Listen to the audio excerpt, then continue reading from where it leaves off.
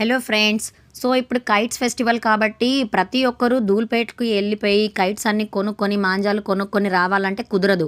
మేమే అనుకున్నాం ఎగ్జాంపుల్ ధూల్‌పేట్‌కెళ్ళి తీసుకొచ్చుకుందాము బల్క్‌లో కైట్స్ అండ్ మాంజా అనేసి. ఎందుకంటే దగ్గరలో ఉన్న షాప్స్‌లో ధూల్‌పేట్‌తో పోలిస్తే ఖచ్చితంగా ఎక్కువ కాస్ట్‌కే అమ్ముతారండి.